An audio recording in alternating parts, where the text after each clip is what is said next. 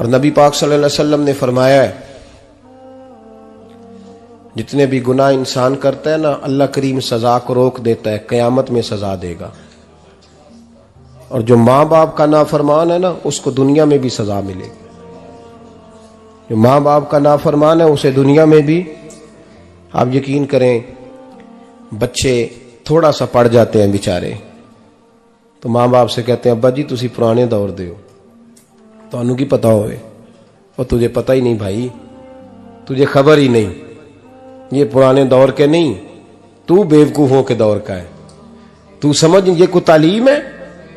اکبر الہآبادی نے کہا تھا ہم ایسی لاکھوں کتابیں قابل ضبطی سمجھتے ہیں، ضبط کرنے کو دل کرتا ہے. ہم ایسی لاکھوں کتابیں قابل ضبطی سمجھتے ہیں جن کو پڑھ کے بیٹے باپ کو خبتی سمجھتے ہیں. بات ہے کرنے والی. ماں اور باپ اتنا بڑا درجہ ہے. اور بھائی سن لو اور اس بات کو یاد رکھنا، دنیا میں سیابی ہونے سے بڑی ولایت کوئی نہیں. سارے ولی غوث کتب ابدال مل کے بھی سیابی کے قدموں کی خاک تک کو نہیں پہنچ سکتے. لیکن حضرت اویس کرنی سیابی نہیں بن سکے صرف اپنی اماں کی وجہ سے. پیچھے رہے. محبوب نے فرمایا تو وہاں رہ کے ماں کی نوکری کر، تیرا نبی تجھ سے راضی ہے. اتنا بڑا کام انہوں نے چھوڑ دیا، حضور کی ظاہری زیارت نہیں کر پائے، اور تو کہتا ہے میں فلانے پیر صاحب کے آستانے پہ ہوتا ہوں، اماں بڑے بھائی کے پاس ہوتی ہے، میں جاتا ہوں تنظیموں کے ساتھ، جماعتوں کے ساتھ، اور اماں فلانے کے ساتھ. یہ کیسی بات ہوئی؟ یہ کس طرح کا مسئلہ ہوا؟ جو تیری ڈیوٹی ہے اس ڈیوٹی کو پہلے ادا کر، نوکری کو پہلے کر، فرائض کا ادائیگی پہلے کر. تو فرض چھوڑ کے نفل کے پیچھے جا رہا ہے، اس کام کو پہلے سر انجام دے. میرے نبی پاک صلی اللہ علیہ وسلم نے فرمایا والدین کے نافرمان کو دنیا میں سزا ملتی. حضرت مالک بن دینار رحمت اللہ تعالی علیہ فرماتے ہیں مجھے اللہ نے 60 حج کرنے کی توفیق عطا فرمائی. کتنے؟ بول کے بتائیں. جس بندے کے پاس اتنے پیسے ہوں کہ حج پہ جا سکے، آ سکے، اور جتنے دن رہنا ہے گھر والوں کو خرچہ دے سکے، اس پر حج کرنا فرض ہے. پتہ ہے آپ کو اس پہ حج کرنا؟ اس لیے بیان کر رہا ہوں کہ حج کی درخواستیں جا رہی ہیں. ہم پتہ کیا کہتے ہیں؟ ہم کہتے ہیں بچے بڑے ہوں گے، شادی کروں گا پھر جاؤں گا. یہ کس نے فتویٰ دیا ہے؟ یہ کس سے آپ نے پوچھا ہے؟ وہ جب بڑے ہوں گے ان کی شادی کی چیز اس وقت آپ پہ فرض ہوگی. ابھی جو فرض ہے اس کو ادا کریں. اور یہ ترمذی شریف کی حدیث ہے، یاد رکھ لیں. نبی پاک صلی اللہ علیہ وسلم نے فرمایا جس پر حج فرض تھا اس نے کیا نہیں، بغیر حج کیے مر گیا، یا یہودی ہو کے مرے گا یا عیسائی ہو کے مرے گا. اتنا بڑا حکم ہے حج کے حوالے سے، لیکن لوگ انتظار کرتے رہتے ہیں پتہ نہیں کس چیز کا. جب آپ کو اللہ موقع دے، ہمت دے، تو پہلی فرصت میں یہ فریضہ ادا کریں. یہ ضروری کام ہے. حضرت مالک بن دینار فرماتے میں نے 60 حج کیے. ایک حج کے موقع پر میں نے بڑا رش دیکھا، لاکھوں کا اجتماع ہوا. میری باتوں کی سمجھ تو آ رہی ہے نا آپ دوستوں؟ جو نہیں بول رہے انہیں بھی آ رہی ہے نا؟ اللہ جزا دے. کہتے ہیں لاکھوں کا مجمع تھا، تو میرے دل میں خیال آیا، میں نے کہا اے اللہ اتنے لوگ آئے ہیں، ان کا حج قبول بھی ہوا ہے کہ نہیں؟ فرماتے ہیں میں سوچ رہا تھا تو رات کو نا خواب میں نے کسی کہنے والے کو کہتے ہوئے سنا کہ سب کا قبول ہو گیا ہے. بلخ کا رہنے والا محمد بن ہارون بلخی ہے، اس کا حج قبول نہیں ہوا. فرماتے ہیں شہروں کے علیحدہ علیحدہ خیمے لگتے تھے. اب بھی آپ حج کرنے جائیں تو پاکستانیوں کی رہائشیں علیحدہ ہوتی ہیں، انڈین کی علیحدہ، بنگلہ دیش کے علیحدہ، مصری، یمنی، سب لوگ علیحدہ علیحدہ رہائشیں ہوتی ہیں، جھنڈے لگے ہوتے ہیں ملکوں کے. کہتے ہیں میں نے سویرے اٹھ کے ڈھونڈنا شروع کر دیا. ڈھونڈتا ہوں وہ بندہ ملے. کہتے ہیں جہاں بلخ شہر کے لوگ رہتے تھے وہاں چلا گیا تو میں نے لوگوں سے پوچھا تم میں محمد بن ہارون بلخی کون ہے؟ لوگ کہنے لگے وہ تو بڑا نیک آدمی ہے، پرہیزگار ہے، بڑے بولے بالے، بڑے اللہ والے، ریاض آپ کو بس ہم ہی جانتے ہیں، وہ تو بڑا نیک ہے، پرہیزگار آدمی. کہتے میں نے کہا اچھا کہاں ہے؟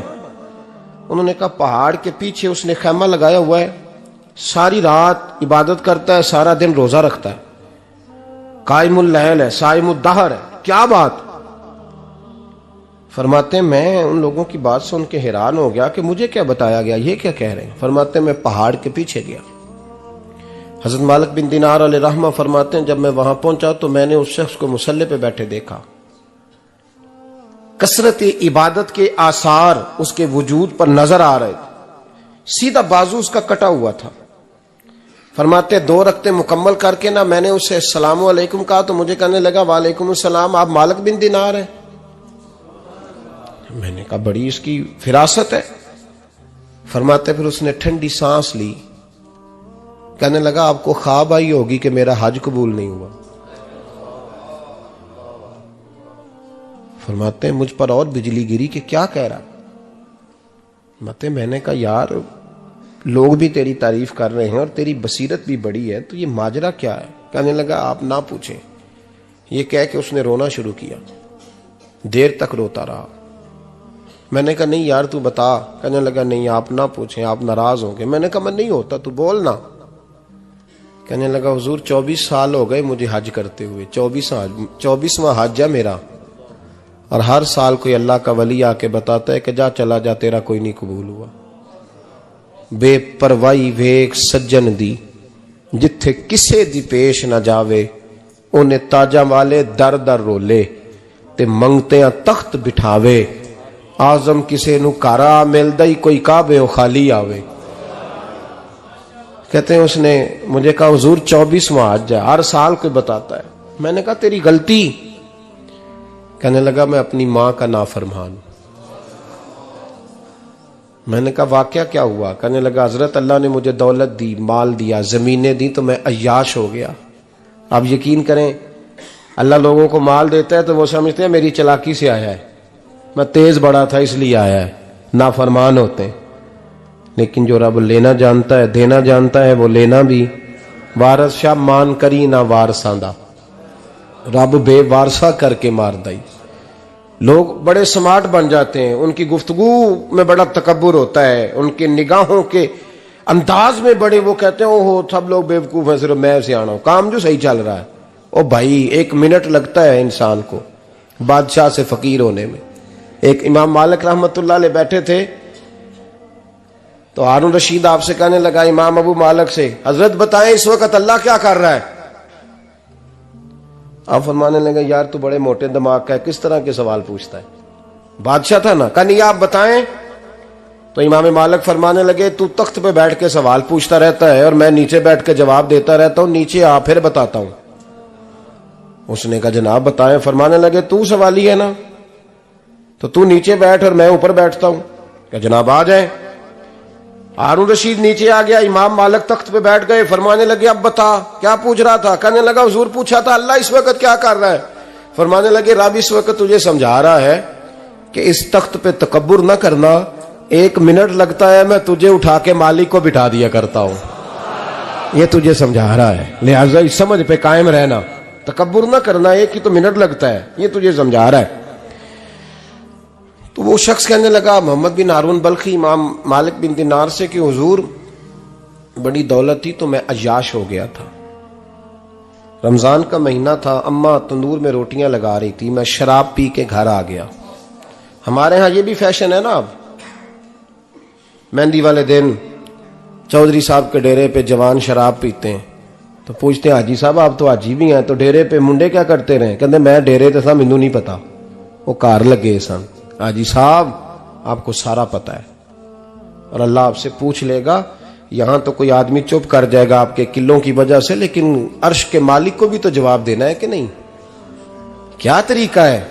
دیکھیں نا، کل والے دن محفل اور مہندی والے دن اللہ سے صرف دکھوں کا رشتہ ہے، رسول اللہ سے صرف غموں کا رشتہ ہے۔ اگر تو نے ڈھول ڈمکا شور شرابہ کیا ہے شادی والے دن تو کل والے دن بھی بجا، تیرا پتہ چلے، جنازے پہ بھی بجا۔ کیا تماشا ہے؟ مذہب صرف رسم ہے، ضرورت ہے، کوئی مر گیا تو قرآن پاک کھول لو، باقی جو مرضی کرو۔ حج بھی کیتی جاندے ہو، لہو بھی پیتی جاندے ہو، کھو کے مال یتیماں دا پیج مسیتی جاندے ہو، پھٹ دلاں دے سیندے نہیں، ٹوپیاں سیتی جاندے ہو، نفس تے چھری پھیر دے نہیں، بکرے کیتی جاندے ہو، فرض پلائی بیٹھے ہو، نفلہ نیتی جاندے ہو، او دسو تے سی بلے نو اے کی کچھ کیتی جاندے ہو، او دسو تے سی بلے شاہ نو کی کچھ کیتی جاندے ہو۔ کوئی طریقہ ہے؟ کول شریف پہ مولوی صاحب تشریف لائیے گا ابا جی کے کول ہیں، تو میں تو کہتا ہوں بجا نہ بینڈ باجے والا آج بھی، تیرا پتہ چلے کہ یہ دو کام کیسے ہوتے ہیں، تو کس طرح دو کشتیوں کا سمجھ نہیں آتی بات کی۔ میں تو جاتا ہی نہیں بینڈ باجے والی شادی پہ، میں کہتا ہوں جب کو مردی پڑھا لو نے کہا، ہم سے نہیں دو کام ہوتے، اللہ روزی دینے والا ہے، ایک ہی کرتے ہیں، دو رنگی چھوڑ کے یک رنگ ہو جا، سراسر موم ہو جا یا سنگ ہو جا، موج کرو۔ ہم اس چکر میں پڑتے ہی نہیں، ہم وہ راستہ ہی چھوڑ دیتے ہیں جو ہماری طبیعت کے مطابق نہیں ہوتا، بس ختم ہو گئی بات۔ اس لیے غور کریں اور یاد رکھیں اس بات کو۔ امام مالک بن دینار رحمت اللہ علیہ فرماتے ہیں مجھ سے کہنے لگا پیسے آئے تو میں عیاش ہو گیا، رمضان کا مہینہ تھا، عصر کے بعد میری اماں افطاری کی تیاری کر رہی تھی، میں گیا، میں نے کہا شراب پی ہوئی، اماں روٹی دے، تو اماں کہنے لگی شرم کر، شرم کر، روزہ رکھا نہیں تو جنہوں نے رکھا ہے ان کا تو خیال کر۔ کہتے اماں کی بات کا مجھے غصہ لگا، میں کہا کرتا ہوں بد نصیب ہے وہ بیٹا جس کا باپ اس سے بات کرتے ہوئے ڈرتا ہے کہ پتہ نہیں کہاں سے بولے گا۔ بد نصیب نہیں وہ بیٹا جس کی ماں اس سے بات کرتے ہوئے سہم جاتی ہے کہ پتہ نہیں کون سی بولی بولے گا۔ بد نصیب نہیں کہ ماں باپ بھی جس سے کھول کے بات نہ کر سکیں۔ حضرت مالک بن دینار سے کہنے لگا اماں نے جب کہا نا شرم کر تو مجھے غصہ آیا، میں نے ماں کو تھپڑ مارا اور میری ماں جلتے ہوئے تندور میں گری۔ لوگوں نے مجھے پکڑ کے اندر بند کر دیا کمرے میں، ساری رات میں شور سنتا رہا پر نشے میں دھوت رہا۔ سویرے آنکھ کھلی تو میری بیوی بیگ باندھ رہی تھی، میں نے کہا کہاں جا رہی ہو؟ کہنے لگی جو ماں کا نہیں بنا میرا کیسے بنے گا؟ وہ میں نے کہا میری اماں کا، وہ تو لوگوں نے رات کو ہی دفن کر دی جنازہ پڑھ کے۔ تڑپ کے کہنے لگا مجھے کیوں نہیں بتایا؟ تو کہتے ہیں لوگ کہنے لگے تیری مرتی ہوئی ماں کہہ گئی تھی اسے میرا منہ نہ دیکھنے دینا، میرے جنازے کے قریب نہ آئے۔ حضرت مالک بن دینار فرماتے ہیں جب اس نے یہ بات سنائی تو میں نے بھی اس کے منہ پہ تھپڑ مارا۔ میں نے کہا تو اسی قابل ہے۔ کہتے ہیں وہ رونے لگا، حضور دعا کرے اللہ مجھ سے راضی ہو جائے۔ کہنے لگا جب ماں کی انتقال کی خبر ملی تو میں نے کلاڑی لے کے وہ ہاتھ کاٹ دیا جس سے ماں کو مارا تھا۔ میں نے ساری جائیدادیں خیرات کر دیں۔ 24 سال ہو گئے، 24 سال ساری رات نماز پڑھتا ہوں، روزہ رکھتا ہوں، حج کرتا ہوں، پر ہر سال کوئی آ کے کہتا ہے جا دوڑ جا تیرا کوئی نہیں قبول ہوا۔ حضور دعا کرے مالک راضی ہو جائے۔ فرماتے میں تھپڑ مار کے آ گیا، میں نے کہا تجھ سے راضی ہو جائے اتنے ظالم سے؟ امام مالک فرماتے ہیں رات کو آ کے سویا تو مجھے خواب میں رسول پاک کا دیدار ہوا، تو نبی پاک علیہ السلام نے فرمایا مالک تو اسے مایوس کیوں کر آیا ہے؟ اللہ تو بڑا مہربان ہے۔ کہا حضور ماں کے نافرمان کو معافی کیسے ملے گی؟ تو امام مالک فرمانے لگے نبی کریم نے فرمایا جا اسے جا کے بتا دے تجھے قیامت میں تیری ماں کی وجہ سے بخش دیا جائے گا۔ کہا حضور اماں کی وجہ سے کس طرح؟ تو محبوب فرمانے لگے اس کی ماں قیامت میں اس کے خلاف مقدمہ دائر کرے گی رب کریم کی عدالت میں، اے اللہ میں نے 9 ماہ پیٹ میں رکھا، درد سہ کے اسے جنا، جگر کا خون پلا کے پالا اور اسی نے مجھے قتل کیا۔ رب کریم اس کی ماں کا مقدمہ سن کے کہے گا اٹھاؤ اس کو دوزخ میں پھینکو، اس نے ماں جلائی تھی اسے بھی جلاؤ۔ محبوب فرمانے لگے جب پکڑ کر کے مالک اس کو محمد بن ہارون کو لوگ لے جائیں گے نا جہنم کی طرف، ابھی فرشتے گھسیٹیں گے ہی تو پلٹ کے پھر اماں کی طرف دیکھے گا، اور دوسری دفعہ پھر گھسیٹیں گے تو پلٹ کے دیکھے گا، اور تیسری دفعہ پھر پلٹ کے کہے گا اماں یہ مجھے جلانے لگے، اماں یہ جہنم میں پھینکنے لگے۔ میرے حبیب فرمانے لگے وہ جل کے مرنے والی ماں وہاں بھی بول پڑے گی، کہے گی یا اللہ چل میں نے معاف کیا تو بھی معاف کر دے، اے اللہ میں نے معاف کیا تو بھی معاف کر دے، اللہ تو معاف کر دے اسے، اللہ تو اس سے درگزر فرما، اسے معاف کر دے۔ میرے محبوب پاک علیہ السلام فرماتے رب کریم کہے گا اس نے تجھے جلایا، تو کہے گی اللہ یہ تو بیٹا تھا اس نے جلا دیا، میں ماں ہوں، میرے سامنے جلے تو میں کیسے برداشت کر سکتی ہوں؟ فرمایا اس نے جلا کے مارا تھا پر اسی ماں کی وجہ سے رب کریم اسے جنت عطا فرمائے گا۔ پلٹا جا کے ماں کے پیروں میں بیٹھ جا، سویرے अनपढ़ बाप से दुआ कराया कर, जा बिल्कुल अंगूठा छाप बाप से सुबह दुआ कराया कर, देख रब करीम तेरे लिए रहमतों के दरवाजे खोल देगा। और आखिरी बात ये भी सुन ले, माँ बाप के इंतकाल के बाद रिश्ते खत्म नहीं होते। रिश्ते खत्म, क्या दुआ मांगते हो नमाज में? रब्बना इग़फिर ली। इसका मतलब है माँ बाप तो है ना, वो जो औलाद बचपन में चली जाएगी ना, नाबालगी में, छोटे बच्चे, वो क़यामत में माँ बाप की सिफारिश करेंगे। माँ बाप के इंतकाल के बाद भी आला हज़रत फाज़िल बरेलवी ने 12 हुकूक लिखे हैं माँ बाप के फतावा रज़विया में। फरमाया उनके दोस्तों से दोस्ती रख, उन्होंने वादे किए थे वो वादे पूरे कर, अगर उनके जिम्मे कर्जे हैं तो अदा कर, और अगर तेरे माँ बाप जो नेकियां करते थे वो नेकियां जारी रख। और इमाम जलालुद्दीन सयूती ने शरह सुदूर में लिखा है, जमीन पे रह के गलत काम ना करना, वरना फरिश्ते कब्र में जाके तेरे माँ बाप को कहेंगे तो कितनी बुरी औलाद पैदा करके आया। और फरमाया तो दुनिया में रह के अच्छे काम कर, चाहे दुआ मांग चाहे ना मांग, फरिश्ते कब्र में जाके कहेंगे क्या बात है तुम्हारे बेटे की, कैसा लाल पैदा किया है, दुनिया खैर से भर दी है। और भाई मुझसे कोई बंदा पूछे ना कि माँ बाप को इसाले सवाब का सबसे बेहतरीन तरीका, तो मैं कहता हूं बेटे नमाजी हो जाओ। क्या कर? ताकि हर नमाज की आखिरी रकत में तो कहे रब्बना इग़फिर ली। नमाज अल्लाह की, जिक्र माँ बाप का, अल्लाह ने रख दिया है। रब्बना इग़फिर ली हर नमाज की हर आखिरी रकत में खत्म शरीफ पढ़ा जाएगा। और नमाज के अंदर पढ़ेंगे इंशाअल्लाह ताला, पढ़ेंगे नमाज इंशाअल्लाह, वादा नहीं करा रहा। दाढ़ी किसकी सुन्नत है? नहीं, जिन्हें नहीं रखी हो बोलो, जिन्हें रखी हो तो बोलन डाया ने। किसकी सुन्नत है? तो सरकार के गुलामों ने रखनी है, किसी और ने रखनी है? गुलाम कहते हैं अभी हम नेक ही नहीं, नेक होंगे तो रखेंगे। वो खुदा के बंदो, नेक तो सारी जिंदगी बंदा नहीं होता। कभी किसी ने दावा किया है वली गौस कुतुब ने कि अब मैं बिल्कुल गुनाह नहीं करता, मैं पाक साफ हो गया हूं? किया है कभी? ये शैतान का वसवसा है। दाढ़ी हुजूर की सुन्नत है, और रखो तो नबी पाक की मर्जी के रखो, पूरी मुट्ठी रखो, अपनी मर्जी की ना रखो। जितनी मुझे अच्छी लगती है उतनी मैंने रख ली। एक मुट्ठी दाढ़ी रखें, सारी दुनिया की ट्रेनें गुजरती हैं तो गुजर जाएं, नमाज का वक्त नहीं गुजरना चाहिए। बस खत्म हो गई बात। दुनिया तो चंद रोज है, ओ पईयां देश दियां कबरां जिन्हां ते फुल पे, उधरों कोई नहीं जी आमदा ते इधरों लखां गए। नमाज सबसे पहले, इसलिए कि रब रसूल के बगैर हमारा गुजारा ही नहीं, गुजारा ही नहीं। नमाज, कुरान पाक और दुरूद सलाम, ये कज़ा होना ही नहीं चाहिए, जो मर्जी हो जाए। और साथ साथ सुन्नत और शरीयत का लिहाज करना सीखें। और मेरी अपील ये है, हर इमारत पे गुलाफ नहीं चढ़ता, सिर्फ खाना काबा पे चढ़ता है। हर किताब का गुलाफ नहीं होता, सिर्फ कुरान पाक का होता है। हर बीबी का पर्दा नहीं होता, सिर्फ मुसलमान औरत का होता है। जो चीजें पर्दों में होती हैं ना, वो मुकद्दस होती हैं। और भाई टाफी से भी रैपर उतार दो तो मक्खियां बैठने लगती हैं। तो जो बीबी पे पर्दा होगी उस पे बुरी नजरें नहीं जमेंगी।